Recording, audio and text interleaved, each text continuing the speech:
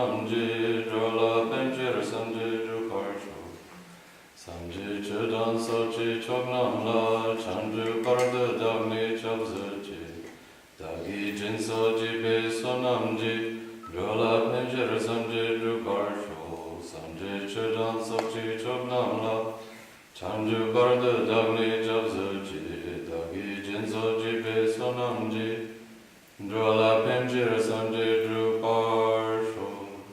Samchendam che dewa tang dewi je tang den barger che. Dungar ji je tang de orger che. Dungar me be dewa tang pa tang men je orger che. Nyering chav tang ni tang zhe wei tang yon jen vola ne barger che.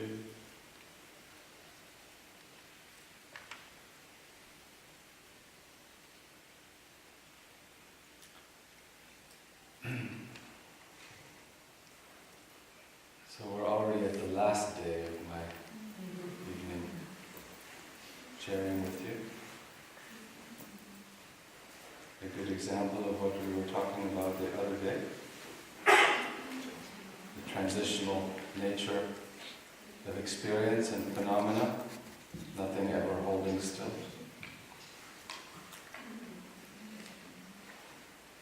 Somebody's translating? Yeah, she's translating. Okay, sure. Tonight I want to try to squeeze in three things. First is a request from Swami Sitaji to share with you a little bit of chanting, devotional chanting. Second is to fulfill my promise from this afternoon to talk about compassion and bodhicitta, the mind of awakening or the mind of enlightenment. And then third, to leave a little time, more so than the previous days, for some sharing and Q&A about anything that we've discussed or about practice generally, leaving aside questions about aliens and Atlantis and things like that. Not because they're not interesting, but just because I'm not an expert on such things. So the first topic is chanting. One of my transitional or transitory identities is a chant master of Tibetan Buddhist tradition. Recently I did a 5-day course in the Bahamas ashram for the swamis and senior staff and other interested people on devotional chanting in my tradition of Tibetan Buddhism, and it became more or less a Guru Yoga seminar with lots of chanting. I think we used 22 different melodies in 5 days, some of which I just demonstrated, some of which we chanted together. So first let me just offer you one of the chants that I do every day in my morning practice of Guru Yoga, which relates to what I mentioned yesterday, which is praying to the Guru to enable me to pray to the Guru sincerely, if you see what I mean. Yeah? So it goes something like this, and then we'll do one together that I'll explain.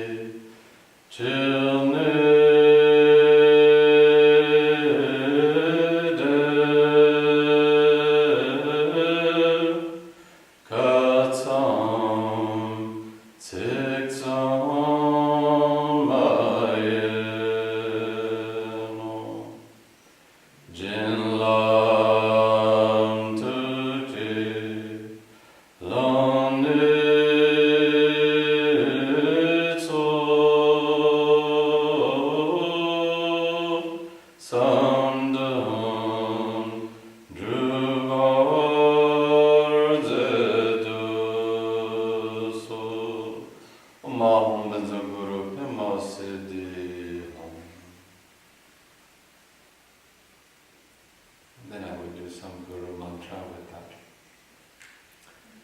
And the second chant is something I share universally, It's very easy to learn, very easy to understand.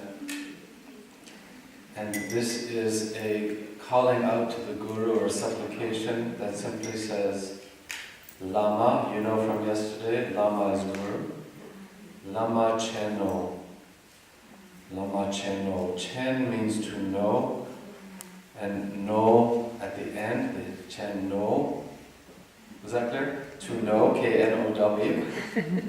And then the Chen know, the second syllable, is like emphasis or emphatic. So when we say Lama Cheno in Tibetan, it means Guru, I am in your hands. It means Guru, you know me. Guru, please turn your attention and care for me. Turn your attention to me, care for me. It means Guru, you know better than I do, so I'm not going to just trust my own idiotic or neurotic patterns, but trust the teachings that you have shared with me. It means I don't know how things are going to turn out, but I am going to take the chance to extend my trust and my faith that much further. It means all of these things and more. So when we chant Lama Cheno from the heart, we're just totally immersing ourselves in the recollection of the Guru, the Guru's kindness, the Guru's qualities, the Guru's unwavering compassion for us, and wisdom and skill to care and to show us what we need to see and to offer us the teachings that we need in order to progress. So the chant is Lama Cheno, Lama Cheno, Lama Che Cheno, and Che is you. So it's saying Guru, you know. So it's Guru knows, Guru, you know, like that. So I'll do one or two rounds and then you can just jump in, it's very easy. Lama Cheno, Lama Cheno, Lama Che Cheno, Lama Cheno, Lama Cheno, Lama Che Cheno, Lama Cheno.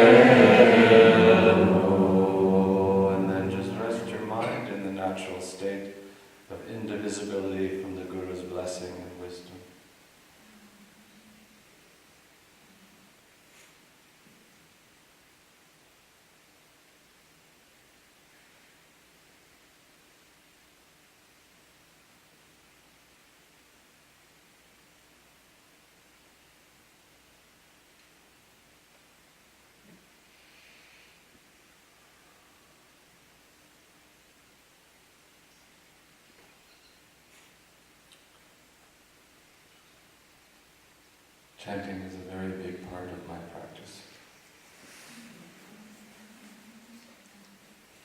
We have a Buddhist peace prayer gathering every year. This year was the 10th anniversary we did in Portugal for 5 days, chanting from about 8 o'clock in the morning to about 5 or 6 o'clock at night. Many, many different chants and prayers, mostly in English, some mantras. It's very powerful. We feel very transformed.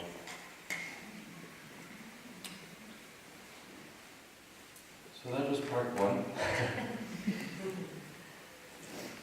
Second is this afternoon in the meditation class we were training in a meditation style to cultivate the quality of compassion through using breath and visualization and heart energy to transform the way that we relate to people on the one hand whom we feel very close to, but it stirs up a lot of emotions like attachment and worry and fear in us, to transform that. Second, to transform the way we relate to difficult people whom we can't get along with. There's something dysfunctional or unworkable about the relationship, how to transform that with the breath, with visualization, with the energy of compassion. And third, the most difficult case, to transform the way we relate to people whom we simply don't care about one way or the other, which is based on ignorance or shutting down, not wanting to know, not caring. So it's a practice of using compassion and compassionate energy actively to address and to redress the three primary mental disturbances, the disturbed states of mind of attachment, aversion, and stupidity.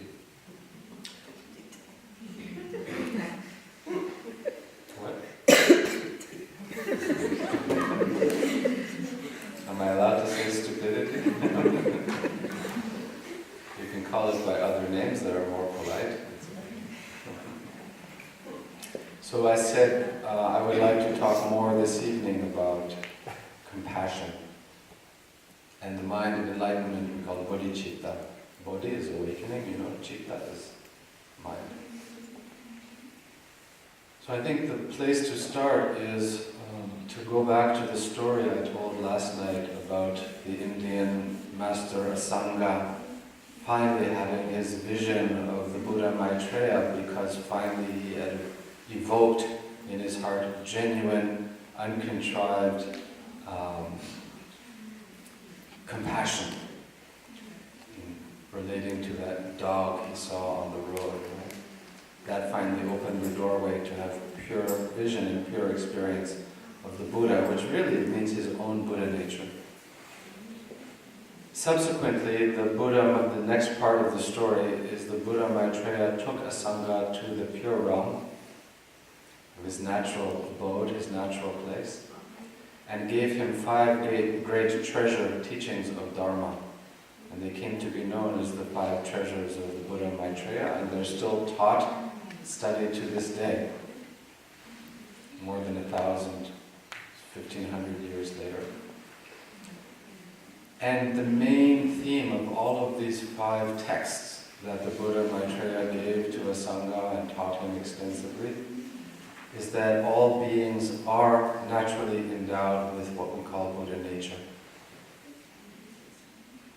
If you are a being who knows, who feels, who experiences, it is because by your very nature you are a Buddha. You have the natural qualities of mind, of openness, clarity or cognizance, and unlimited capacity to experience anything whatsoever. And so if you train and cultivate those natural features of your mind, then the potential to mature and ripen those qualities in the fullest way to perfection is unlimited, is unbounded. This is your Buddha nature. So why do I bring this up in this context? It's because we've just been talking about Guru Yoga and devotion, and at heart, Guru Yoga and devotion comes from the recognition that the Guru is closer to Buddha nature than we are to Buddha nature. Not really closer, but experiences closer nexus to Buddha nature, is more in touch with, more fully recognizes or realizes, more fully relates to experience and phenomena from the viewpoint of fully awakened mind or Buddha nature. And because we recognize that the Guru has that capacity, that wisdom and those qualities, we feel a yearning and an appreciation and a love and an interest and enthusiasm. And we can wrap this in one word and call it devotion. So devotion is really about Buddha nature. You see? You see what I'm saying? Yes. Yes, okay. Compassion is also about Buddha nature. When we recognize, as Garchen Rinpoche, a great contemporary master, says that the Buddha's Buddha nature, your Buddha nature, and my Buddha nature are the same Buddha nature, then all beings' Buddha natures are equal value and equal importance. So the fact that a Guru is one who's fully manifested or realized Buddha nature is a cause for rejoicing and devotion. The fact that ordinary beings are confused and deluded and unable to recognize their own Buddha nature naturally, therefore, evokes compassion. Because we see all of the pain and confusion and suffering that results from our failure to see our true nature and to manifest that nature and to relate to everything from the perspective of our true nature. Instead, we get lost in false beliefs that limited mental constructs, thoughts and emotions, habit patterns, prejudices, biases, judgments are reality and teach us the truth about who we are and what the world is.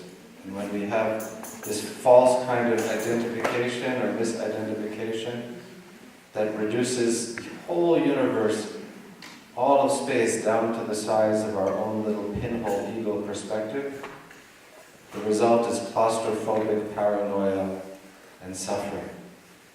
This is the problem with being a sentient being. So the response is compassion.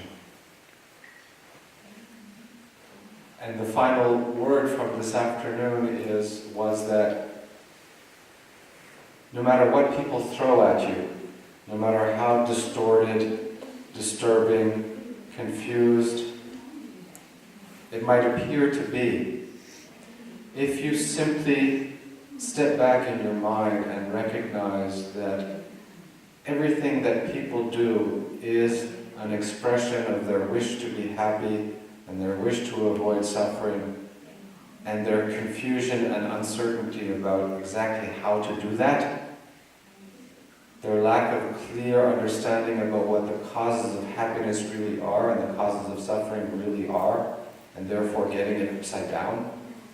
If you relate to people around you from that perspective, then anything that they say or do will either cause you to feel joy and rejoicing because it's virtuous and pure and clear, or cause you to feel compassion and empathy because it is expressing that confusion and that pain and that suffering. Therefore, every interaction you ever have from now until Buddhahood with any sentient being will advance you on the path to training in joy and compassion. That was the final word from this afternoon. The third Karmapa Rangjung Dorje, about, let's say, 800 years ago, wrote a beautiful prayer called the Mahamudra Aspiration Prayer. This was the first book I translated in English about 20 plus years ago. And one of the lines in the prayer says, Zumin Yingje Tsalayang Laba Pe Zedingo Tongden Jembar Shar. And this means that when you are completely overcome or overwhelmed with the experience of compassion for the confusion and suffering of other beings, when the energy of that just overwhelms everything else, then in that moment of very pure love, the true nature of your own being is nakedly revealed.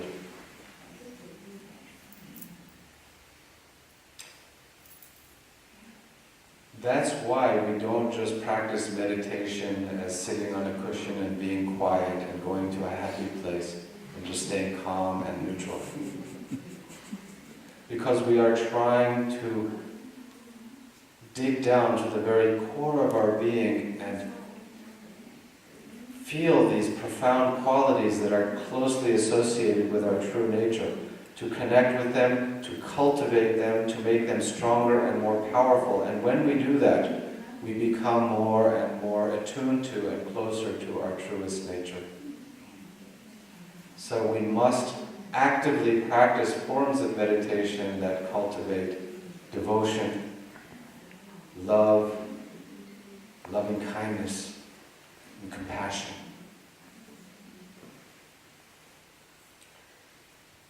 Another important way to talk about compassion in our tradition is in terms of 3 different degrees or stages of compassion.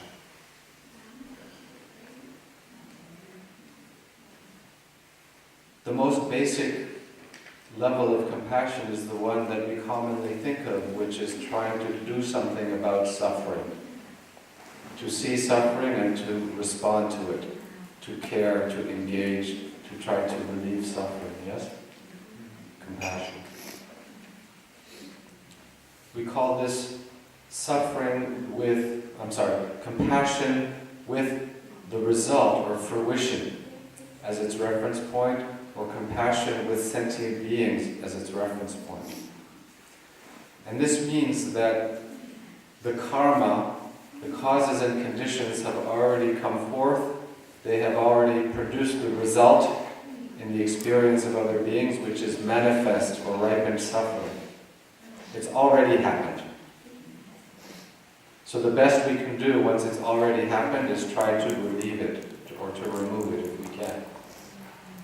This is basic compassion. When we train in boundless loving kindness, boundless compassion, boundless joy or rejoicing in the virtues of others, and boundless equanimity, not drawing distinctions among anybody as to who is and who isn't deserving of our joy and love and compassion. When we train in these Brahma Viharas, we call them, these boundless contemplations, then we say, may all sentient beings be free of suffering and the causes of suffering. And this is the second and deeper level of compassion, which is through study, analysis, understanding of the teachings of Dharma, and particularly of interdependence, of how phenomena arise through cause and effect, dependent relationships, understanding more and more clearly and precisely exactly what produces suffering. All of the wrong views, bad habits, disturbed states of mind, and unskillful karmic actions, all of which together, these 4 obscurations working together, all tending to produce the unhappiness, pain, and suffering experienced by beings. So this is called compassion with dharmas as a reference point. And here dharmas means phenomena, understanding the nature or interactive quality of phenomena, and therefore understanding what we need to do to intervene before suffering happens. To change the pattern, right? To change the flow or the movement of conditions and causes so that instead of amassing the causes and conditions that tend to or eventually will yield suffering, we teach ourselves and we teach others how to conduct ourselves more skillfully with body, speech, and mind, what to accept, what to reject, what brings happiness, what brings suffering, so that the causes of suffering themselves are shut down or avoided. The first kind of compassion, everybody in the world, every spiritual tradition, every religion practices. The second one is taught, I think, widely, difficult to practice. That requires real investment in one's own spiritual training. You can't just write a check. You can't just drop something at a food bank. You can't just send clothing. You can't even just do a prayer. Oh, I'm so sorry that everyone got shot.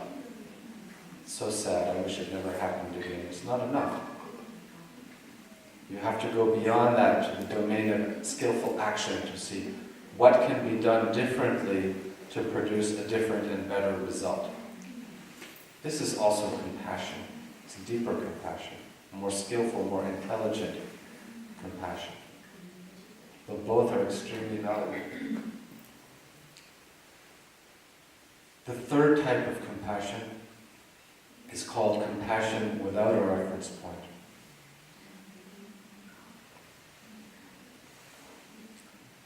This is also called ultimate bodhicitta, or the ultimate mind of awakening.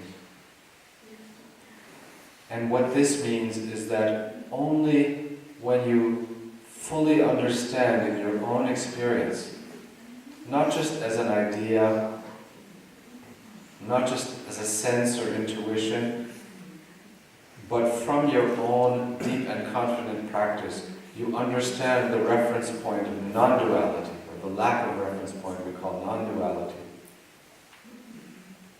Not until you really understand where subject-objectness comes from, how it manifests and how it can be dissolved or cut through. Not until you see ignorance for what it is, basic ignorance, basic confusion, ego identification. Not until you fully see that clearly do you have the deepest capacity, deepest wisdom to know how to point out to others that same truth of their own nature that goes beyond subject-object, that goes beyond egoism, ego identification. When you have that, and when you can do that, then your compassion is boundless, and your skillful activity to benefit others is boundless. You become a true Mahaguru.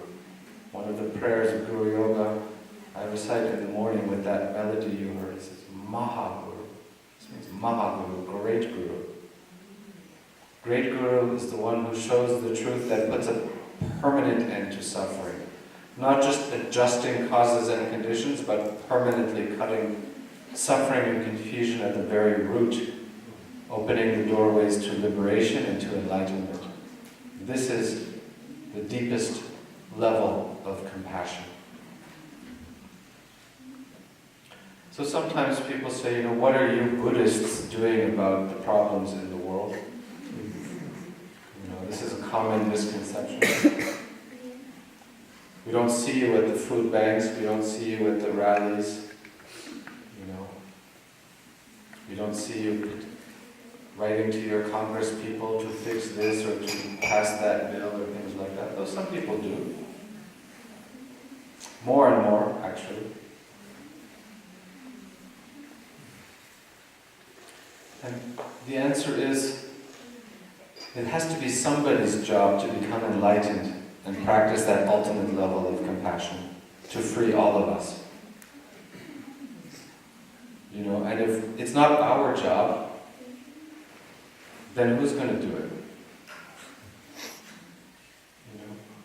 If you believe that you can fix the world just by through good argument and op-ed pieces and lobbying and good advertising and PR, you're going to convince everyone to stop killing one another and to fairly and equitably distribute all the wealth and resources in the world and not use more than they need. If you believe that's achievable, then go for it. You know, that's level 2 compassion and it's worth it. But if you think that the problem is deeper than that, and that there's a deeper reason why things tend not to ever get permanently fixed that way, because selfishness is not something you can legislate away, or argue away, or lobby away, then you have to be courageous enough to try to practice all the levels of compassion and become the kind of being we were talking about yesterday, who transforms others' experience just by being alive and being present in the world. That's where the true power to change other people's hearts comes from. When you have no ego, you have no agenda, you're not trying to prove anything, you are just embodying the viewpoint of reality itself. Because everybody has Buddha nature. No one has pointed it out to them before, they haven't seen it. So those who do that are the kindest, most compassionate beings, most worthy of our devotion and veneration. This is my opinion. But this is also the opinion of the lineage that I come from. So that's about compassion. That was topic number 2.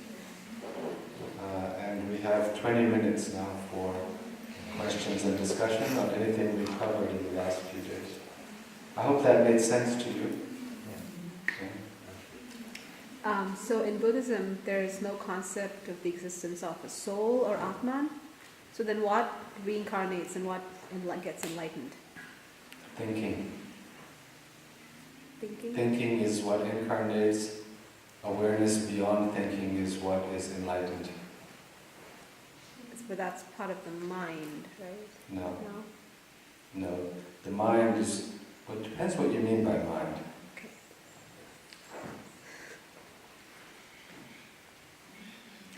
I think that I am me. That mind process of thinking that I am me is something that occurs within the space of my natural awareness. But I don't see the space, I just see the content, me. This is the problem. Okay. I'm confused, I'm sorry. What is Atman? Is it a thing? Does it have a location? Does it have a color, a shape, a texture? So what is it essentially? It's beyond form and exists form and yes, name and form. Which part of what you think of as you belongs to the Atman? That's what we're trying to figure out. Okay, so we're on the same path. Keep going. Okay. Yes. You mentioned you used the terms love, loving kindness, and compassion. Can you explain loving kindness in your tradition? Yes.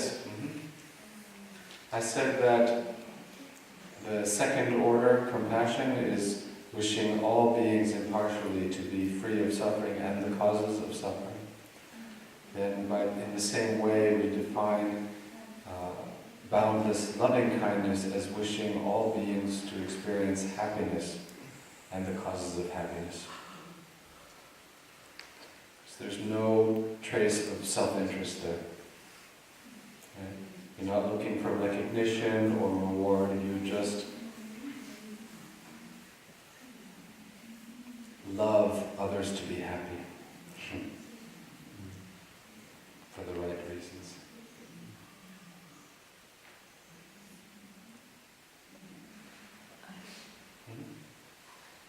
Yeah.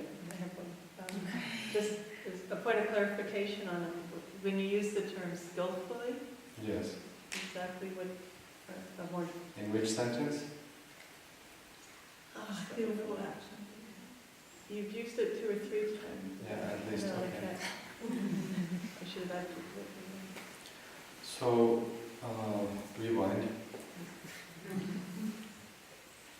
Another way to describe meditation practice or spiritual practice, or the path generally, is as a union of prajna and upaya.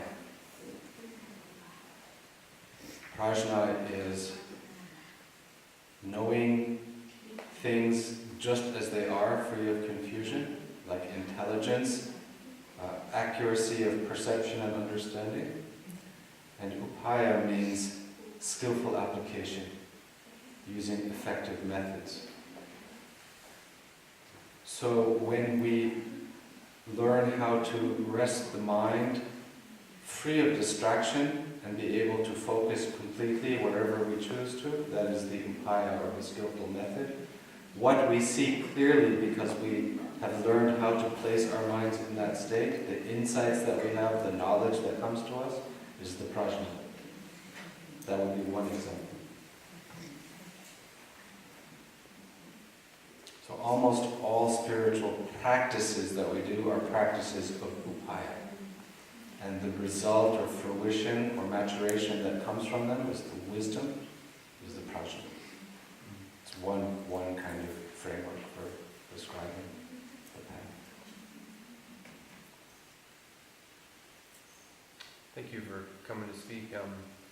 So as a beginner on the spiritual path, if you go, say I go back home and have compassion for someone who is maybe suffering due to attachment or something,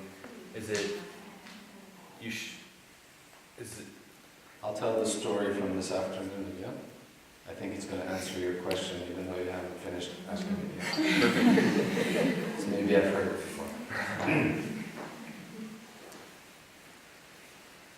And it actually addresses the question of upaya again, of skillful method. So if you're just walking around feeling loving kindness and compassion and joy and equanimity towards everyone, what do you do in a world where people are making problems for themselves and others? Do you just say, oh, I have compassion for you, and let them go about shooting one another and robbing banks and doing all these things that they do to hurt themselves and to hurt others? So the answer to this came from my very first Vipassana meditation retreat at Insight Meditation Society in Massachusetts in 1980, I think it was. An Indian teacher named Munindraji, who had a monastery in Bodh Gaya in India, was the teacher, and he was talking about metta and karuna, loving kindness, compassion. And someone said, well, what do you do when someone is just doing something bad? It seems like loving kindness and compassion is not the appropriate response. And he said, you're mistaking the skillful method with the emotion. You think you need to be angry or upset or otherwise disturbed in order to know what to do in a situation like that. He said, it's not like that at all. He said, I was recently in Bodh Gaya, and people had just donated all this money to our temple, and I was carrying it in a satchel on my shoulder, getting in a rickshaw to go to the monastery, and suddenly some person came running up behind the rickshaw, a thief, and tried to rip the satchel right out of my hand. All of the money that faithful people had donated to the monastery. So with all the love and compassion in my heart, I took my big umbrella and I beat him over the head as hard as I could until he let go. That's compassion. No anger, no hostility. Just seeing what needs to be done with equanimity, out of a state of love, out of a state of compassion, and doing the right thing. So that's what you can do with everybody. You don't have to get upset with anybody in order to help them. You shouldn't, in fact. usually backfires. Does that answer your question? No. Somewhat. I think more I was aiming towards, as a person who hasn't reached the enlightenment, or maybe that third level of compassion, or maybe I wouldn't recognize the right skillful method to use. Should I just sit back until I do some more self-work, or make that attempt to illuminate what's happening? Yeah, that's a good question. We don't have the luxury of waiting until we're enlightened, until we engage the world. And it's through engaging that we develop our skill. That's why we call it training. That's why we call it practice. The other thing I said this afternoon was, meditation is never what we think it is, because we get an instruction and we think, if I do this correctly, I just follow my breath or say my mantra and don't get distracted, then I have meditated correctly, I've done my job. In fact, as simple as it sounds, for a very long time it's almost impossible for us to just follow the instruction. All kinds of other things happen instead. All these memories come up, all these distractions come up, we go through different moods, we don't want to be there, how much time is left, yada yada yada mind, all of that. And so the practice is recognizing all those things that happen instead of the so-called meditation, learning their nature, how they arise, what the problem is, and learning the skillful methods to address them. So it's the same thing in our life experience. Confronted with new situations, with new challenges, being at the skill level we are now, with as much experience and understanding we have now, we give it our best shot. And then we see what works, what could be improved, how much self-interest or grasping was still operative in the dynamic, in the interaction, in the situation.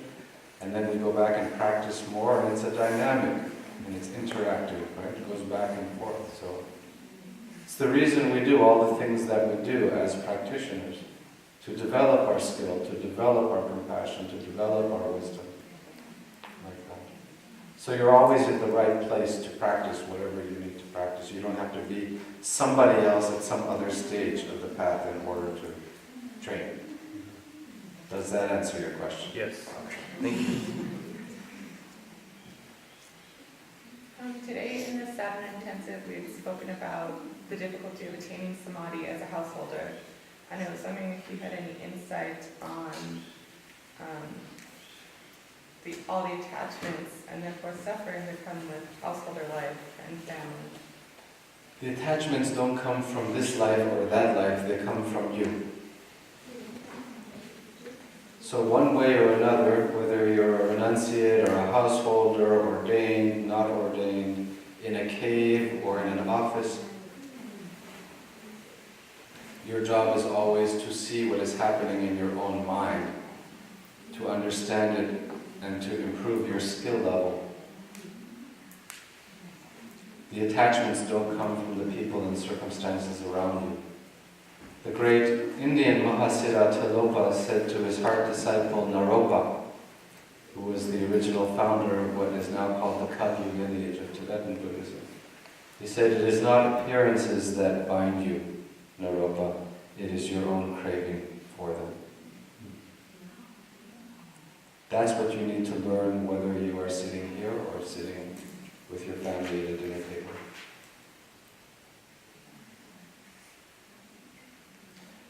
Having said that, from my own experience, I think it's good to work with different contexts as part of your life path of spiritual training. Sometimes be alone in retreat and see what comes up in that context, what you have to deal with. Maybe it's intense loneliness and wishing you were back with your family, eating dinner somewhere, And then sometimes immersing in the world and really engaging through some kind of service or some kind of activity that really challenges you and presses your buttons and exposes your points of continuing attachment, aversion, and stupidity.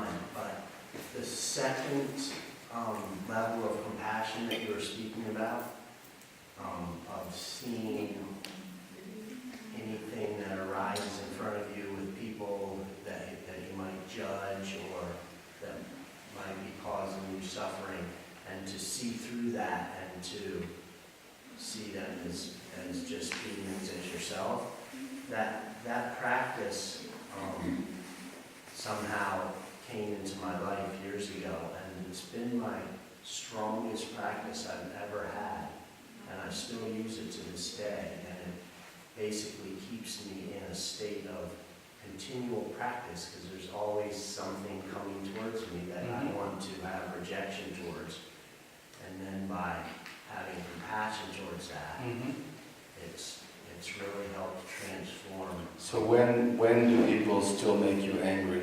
What are the circumstances where someone can still really piss you off? It's less and less. I mean, of course I don't like when people are causing suffering out in the world like we've heard about.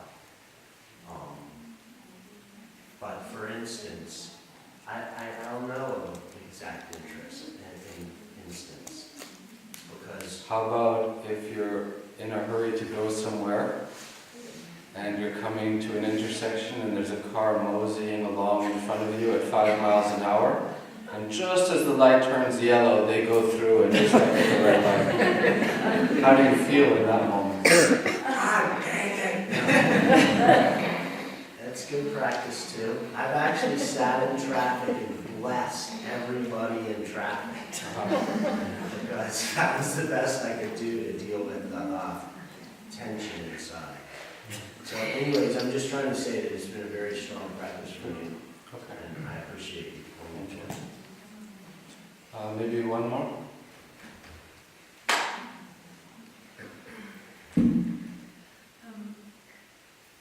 I would like to practice more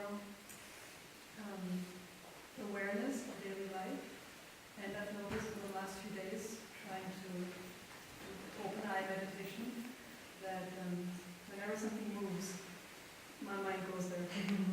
I cannot step back from that. Do you have a tip for that? How to ground myself? Turn your attention this way. Instead of this way, turn your attention this way. Your eyes are still open, but you're turning this way. The image is like there's a treasure storehouse, and you are the guardian of the treasure. And you're standing at the doorway, looking out, ready to see and deal with anything that approaches or looks like it might be a threat, like someone coming to steal the treasure. But in your mind, where you're really looking is back at the treasure behind you. That's what you're trying to protect. That is your own undistracted state of awareness that you are cultivating. It's over here. So you're ready to receive and respond to whatever's out there, but you're doing it from the point of view of guarding what's inside over here. Try that. And because he raised his hand at the same time, I'll take the person behind him and then we'll finish. What was first, Buddhism or Vedanta? From Tibetan Buddhism perspective. What was first was the primordial Buddha, Samantabhadra, who never got confused or lost in samsara in the first place. That's what was first. Sonam de tamche zipani togne pedranam tamjishim chegana chi balon kupai sipe tsole drowa sho konzandorje changchen menchen rinchen sawe lama yenchichi drowe dundumunam kandava de ratam chidapi. From the primordial Buddha Samantabhadra Vajradhara up until the time of my own root guru, all of the wishes and aspirations they made for the welfare of sentient beings, may I be the one at this time to fulfill them all. Changjup Sencho Kurimpoche Mache Panam Chijorje Chepan Yampan Nipayo Kongne Kontu Pelwar Sho, the precious mind of awakening, bodhicitta, may it arise where not yet arisen, and where it has arisen, may it not wane or weaken or decrease, but grow and expand and strengthen further and further. I wish you all a speedy and joyous journey on your spiritual path.